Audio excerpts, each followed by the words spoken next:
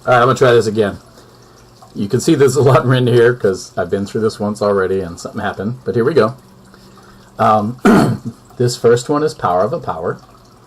So what we do is we keep the base of y and we multiply the exponents. 4/3 times 3/2, which you see over here. I ended up crossing off the 3's, but we'll get to that. The tricky part was this was 16 to the first power. Do not get confused. Confuse it with the y to the 2/3. So 16 to the first power times 3/2 and y to the 2/3 times 3/2. With the y on top, the 3's cancel, and 4 divided by 2 is y squared. With the y on bottom, they cancel out and you get just y. And the 16, 1 times 3/2 is in fact 3/2. So after this, you can see that there's a y squared over a y, so if we subtract, we get just y to the first power on top. And then we get this 16 to the 3/2. If you remember, that's a square root and a third power. Remember, the bottom goes in your root. So the square root of 16 is 4. We got 4 cubed, which is 64, and we write it in the denominator right here. Similar problem right here. Alright, we got this 2/3 that gets distributed to both. So that's 27 to the first times 2/3 written there. And x to the 3/4 times 2/3 written right here. With the x, the 3's cancel, and I can reduce this 2 and 4 to 1/2, so the square root of x, right? And this 27 to the 2/3 power, remember, that is a cube root of 27 squared. Well, roots are easy to do, so cube root of 27 is 3, 3 squared is 9. There's D. Coming down here. Now once again, we've got to bring this in. That's 12 to the 2/3 times 3/2, right there. You know what? I just noticed, and I noticed this before too, that they can be reduced inside first. Keep the base and add your exponents. So if I keep my base and I add those exponents, let me focus in a little bit more. That's 12 to the 2/3 plus 4/3. I'm going to keep the 3/2 out for a bit. Then 2/3 plus 4/3 is 8 or 6/3, which is just 12 squared. It's 12 squared. It's an ugly 12, and that's okay. That's 12 squared. 12 squared to the 3/2, you multiply, right? Keep your base and multiply. That's 2 over 1. There's my 2 times 3/2. 2's cancel out. I get 12 cubed, which gives me 1728. Okay, I'm going to come up here.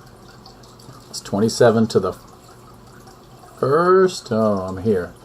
6 to the first times 2, and x to the 1/3 times 2, which gives me 6 squared, and x to the 2/3. Then I keep my x to the 5/3 and y. It's really 5 to the first, or y to the first. Well, then let's handle these x's, alright?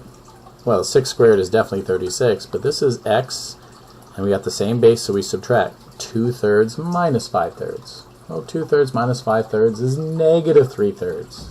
Still have my 36 and y. Negative 3/3 is really negative 1. And when we have a negative, we move it to the bottom. So it's 36 over xy.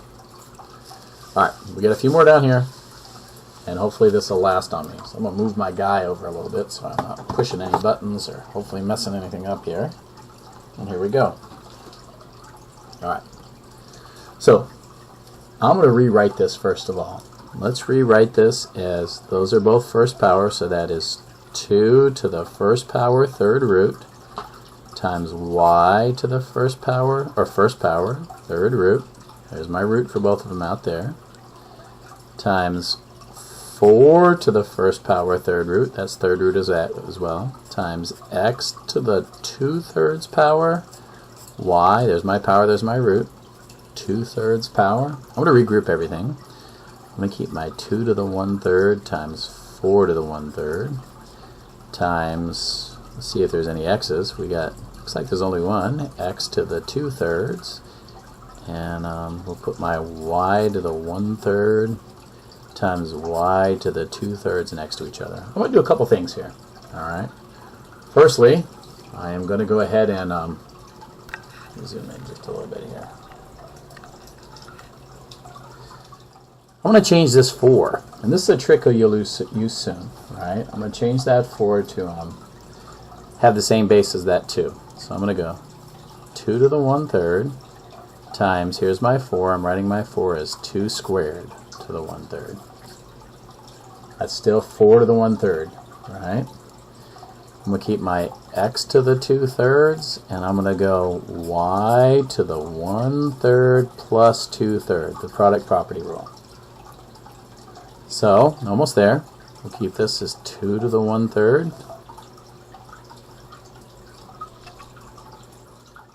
Alright. And then I'm going to bring this in. That's power, so it's 2 times 1/3, which gives me 2 to the 2/3, x to the 2/3, and y to the 1/3 plus 2/3 is just y to the 1st. So I just have y. Finally, look at this. That's 2 to the 3/3. Alright, this is 1/3 plus 2/3. Alright, 2 to the 3/3 is just 2 to the 1st. X to the 2/3, y. Done. Alright. I'm going to try zoom in and see if it'll let me zoom in a little bit. I'm at least going to maximize this, so hold on. I'm going to get this a little bigger. Oh, that's so much better. Alright, I'm good now. Doing the same thing here. That's the square root of these. So I'm going to go 64 to the 1/2 power, y to the 1/2 power. And these are third powers. So I'm going to say 64 to the 1/3 power, y to the 1/3 power. I can really kind of do both of them the same way.